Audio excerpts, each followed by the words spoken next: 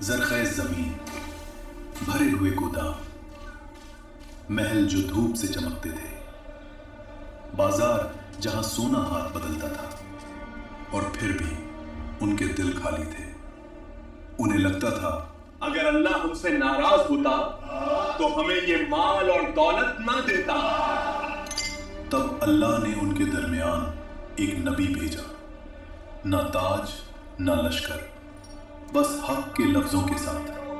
یہ بت تمہیں فائدہ نہیں دے سکتے۔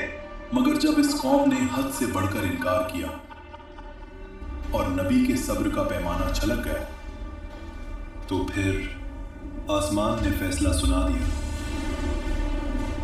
سمندر بولنے لگا۔ جہاں نہ زندگی کا یقین تھا نہ لازوالیت کا،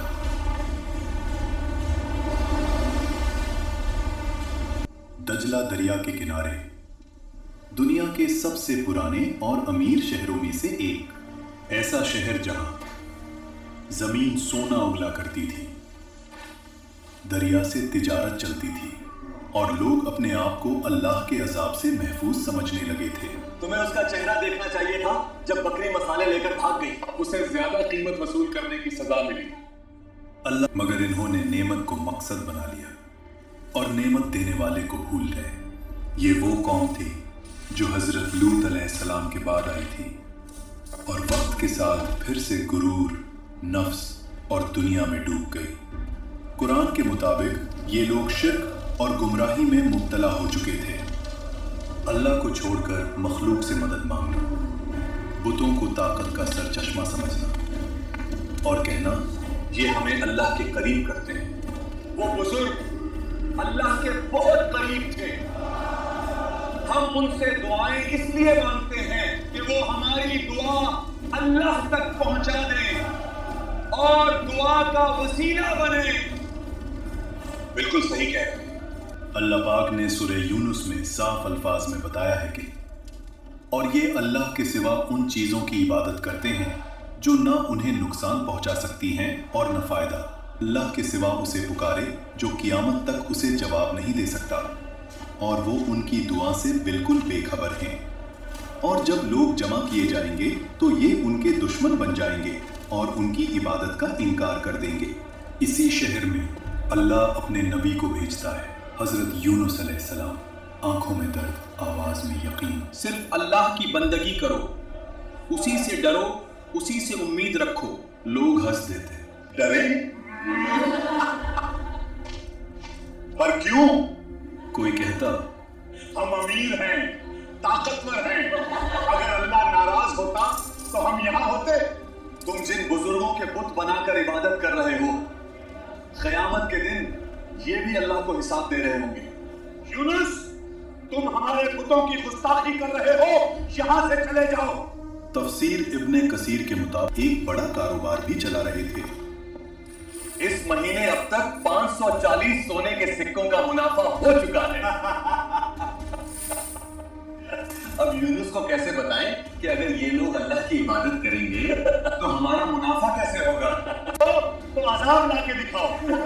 نبی کا دل بھر آتا ہے، یونس علیہ السلام شہر چھوڑ دیتے ہیں، مگر یہی غلطی ہوتی ہے، نہ وہ غلطی جو گناہ کبیرہ ہو، بلکہ وہ جلدی جو اللہ۔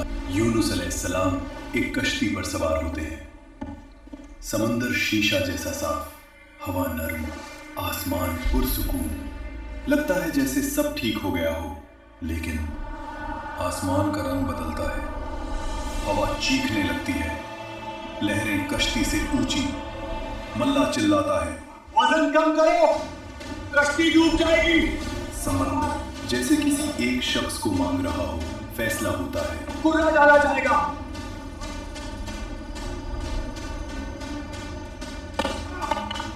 نام نکلا یونس۔ یہ تو نیک آدمی ہے، دوبارہ ڈالو۔ سب حیران، دوبارہ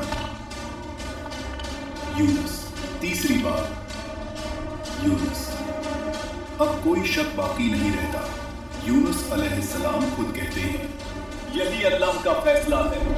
نہ چیخنا، نہ بھاگنا، نہ شکوہ، اور خود کو سمندر میں چھوڑ دیتے ہیں۔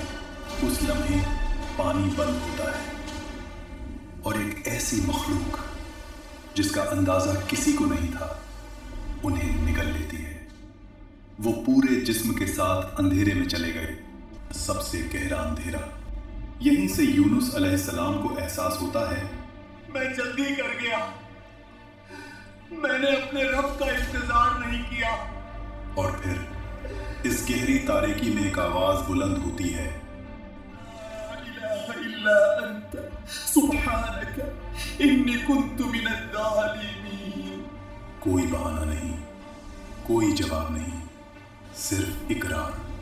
تفسیر کے مطابق یونس علیہ السلام مچھلی کے پیٹ میں 3 دن اور 3 رات تک رہے، زندگی میں بدل جاتا ہے اور مچھلی یونس علیہ السلام کو ساحل پر چھوڑ دیتی ہے۔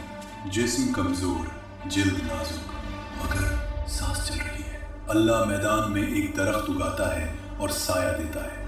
غذا تھے۔ اللہ کا فیصلہ ان پر آیا، آسمان گھرا اور بادل گھنے ہو گئے، ہوا تیز، بجلی چمک رہی تھی۔ سمندر کا پانی دریا سے بہہ کر شہر میں آ گیا۔ انہیں سمجھ نہیں آ رہا تھا کہ جو ان کے لیے صرف مذاق تھا اب وہ حقیقت کا طوفان بن چکا تھا۔ وہ سب لوگ شہر میں جمع ہو گئے اور ہر شخص، ہر عورت، ہر بچہ رو رو کر اللہ سے معافی مانگنے لگا۔ اللہ سے معافی مانگو، اللہ سے معافی مانگو فوراً۔ یا اللہ، ہماری طاقت، ہم نے گناہ کیا، ہماری گمراہی، ہمارا ظلم اور فخر، سب کے سب ہماری غلطی تھی۔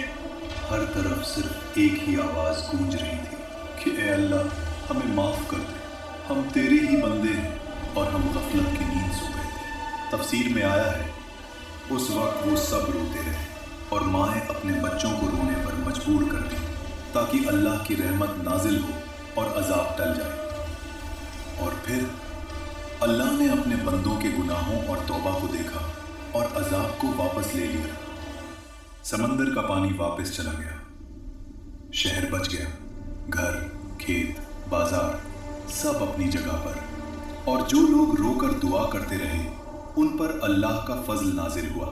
وہ قوم اب صرف اللہ کا ڈر اور عزت جانتی تھی۔ کچھ عرصے بعد جب یونس علیہ السلام تندرست ہوئے تو وہ قوم کے پاس واپس گئے۔ وہی قوم جو ہنس رہی تھی آج رو رہی ہوتی ہے، توبہ کر چکی ہوتی ہے، عذاب ٹل چکا ہوتا ہے۔ یہ وہ قوم ہے جسے اللہ نے ایمان انی کنت من